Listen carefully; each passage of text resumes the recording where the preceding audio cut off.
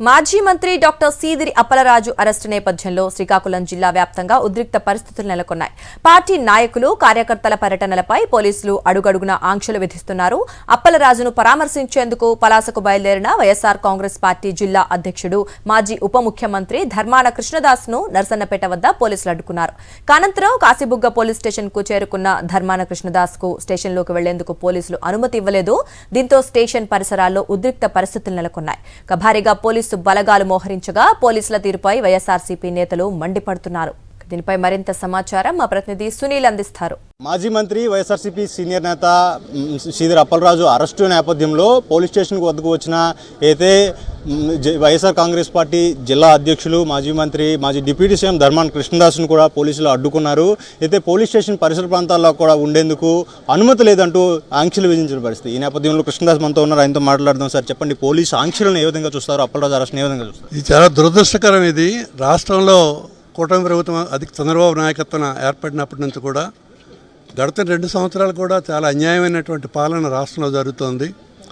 సమర్థవంతమైనటువంటి YSR party నాయకులందరినీ రకరకాలుగా హింసించి అరెస్టులు చేసి, గతంలో కూడా మా చెవిరెడ్డిని కానీ, మరి మిథున్ రెడ్డిని కానీ, అలాగే అప్పలరాజు గారు జిల్లాలో ఒక చక్కగా పార్టీ ప్రతిష్టని ఇనుమడింపజేసే విధంగా పార్టీ మరి ప్రభుత్వ వ్యతిరేక విధానాలన్నింటినీ ఎండగట్టే విధానం, అలాగే ఒక బీసీ నాయకుడు అయినా, మరి ఒక ఫిషర్మెన్ కమ్యూనిటీకి సంబంధించినటువంటి గతంలో టీడీపీ ప్రభుత్వం ఈ రాష్ట్రంలో ఫిషర్మెన్కి అండగా, మరి గతంలో మంత్రిగా జగన్మోహన్ రెడ్డి నాయకత్వంలో ఒక సమర్థవంతమైన మంత్రిగా పనిచేసినటువంటి నాయకుడు.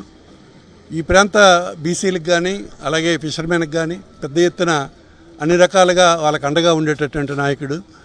మరి అటువంటి ఒక సమర్థవంతమైన నాయకుడిని ఎలాగైనా అరెస్ట్ చేయాలన్నటువంటి ఒక దురుద్దేశంతో ప్రభుత్వం చేసిన కార్యక్రమంగా దీన్ని తీసుకుంటున్నారు రాష్ట్రం అంతా.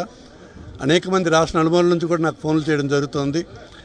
మరి ఆ అబ్బాయి ఇన్నోసెంట్, ఒక చదువుకున్నటువంటి చిన్న కుర్రోడిని ఒక రోడ్డు యాక్సిడెంట్, సర్వసాధారణంగా రోడ్డు యాక్సిడెంట్లు ఎక్కడ పడితే అక్కడే జరుగుతాయి, టీడీపీ నాయకుల ఇళ్లలో అక్కడ దగ్గర జరిగే ఇవన్నీ. దానికి మరి ఎటువంటి చర్యలు తీసుకున్నారు?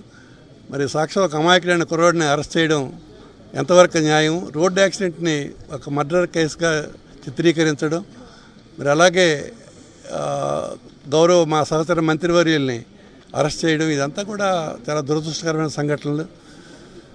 మరి దాన్ని మేము తీవ్రంగా ఖండిస్తున్నాం ప్రభుత్వాన్ని. ప్రధానంగా అయితే అప్పలరాజు ఆరోగ్యం పట్ల కూడా కొంత కుటుంబ సభ్యులు ఆందోళన వ్యక్తం చేస్తున్నారు. ఆరోగ్యం ఆయనకు రెండు రోజులుగా బాగాలేదు, అయినప్పుడు కూడా పోలీస్ స్టేషన్కి తీసుకొచ్చి అరెస్ట్ చేశారు. 20 గంటలకు పైగా దాదాపుగా పోలీస్ స్టేషన్లోనే విచారిస్తున్నారు అంటున్నారు. దీనికి సంబంధించి ఏమంటారు? ఇది మానవీయ కోణం కూడా చూడాలి, హ్యుమానిటరీ గ్రౌండ్స్ కూడా కొంచెం ఆలోచించాలి. ఇప్పుడు ప్రభుత్వం వాళ్ళ పని వాళ్ళు చేయండి, మేము తప్పేయట్లేదు. ఈ అరెస్టులకి గట్రా మేము భయపడే వాళ్ళు ఇక్కడ వైఎస్ఆర్ పార్టీలు ఎవరు లేరు. జగన్మోహన్ రెడ్డి నాయకత్వంలో కడదాకా మేము న్యాయం కోసం ప్రజల తరఫున పోరాడడం జరుగుతుంది. ఆయన అరెస్ట్ చేసినా, నన్ను అరెస్ట్ చేసినా, ఇంకెవరిని అరెస్ట్ చేసినా ఈ పోరాటం అనేది తప్పదు. జగన్ నాయకత్వంలో ఖచ్చితంగా తప్పుడు విధానాల మీద వ్యతిరేకిస్తాం. మరి ఈవేళ వాళ్ళ ఆరోగ్యం, ఇప్పుడు నాయకుల తాలూకు ఆరోగ్యం, ఇవి కూడా పోలీసు కూడా దయచేసి అర్థం చేసుకోవాలి.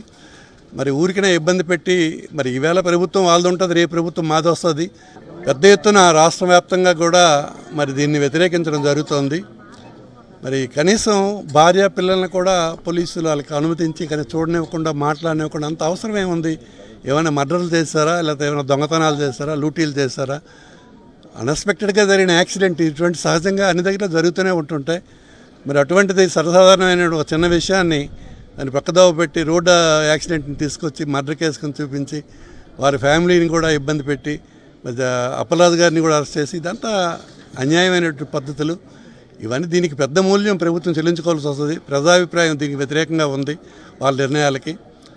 ఈ రాష్ట్ర జగన్మోహన్ రెడ్డి నాయకత్వంలో ఇటువంటి ఇబ్బందులు జరిగిన ఏ ఒక్క నాయకుడికైనా వాళ్ళకి అండగా రాష్ట్ర ప్రభుత్వం మరి చేసిన చర్యల పట్ల ఖచ్చితంగా జగన్మోహన్ రెడ్డి తరఫున మేమందరం పోరాటం చేస్తాం.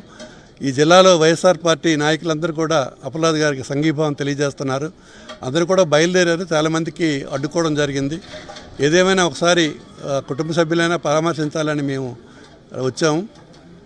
మరి ఈ సంఘటనలు చాలా దురదృష్టకరం. భవిష్యత్తులో కూడా ఇది పద్ధతి మంచిది కాదు. ఇప్పటికైనా చంద్రబాబు నాయుడు గారు, అలాగే కూటమి ప్రభుత్వం, మరి హోమ్ మినిస్టర్ గారు ఈ పద్ధతులు మార్చుకోవాలి. ఇప్పటికైనా దయచేసి వాళ్ళకి బెయిల్ ఇచ్చి పంపించవలసిందిగా మేము కోరుతున్నాం. రాజకీయాల్లో బాగా ఏదైతే ప్రశ్నిస్తున్నందుకు, దాంతోపాటు కూటమి ప్రభుత్వానిపై తిరుగుబాటు చేస్తున్న, కూటమి ప్రభుత్వం చేస్తున్న అన్యాయాలను ప్రశ్నించినందుకే అప్పలరాజుపై ఎలాంటి దుర్మార్గమైన చర్యలకు పాల్పడుతున్నారని కూడా మాజీ మంత్రి ధర్మాన కృష్ణ గారు చెప్తున్నారు. ఇప్పటికైనా ప్రభుత్వం అనుకుని అయితే అప్పలరాజును విడుదల చేయాలని కూడా ఆయన డిమాండ్ చేస్తున్నారు. కెమెరామెన్ రాజుతో సునీల్, సాక్షి టీవీ, పలాస నుంచి.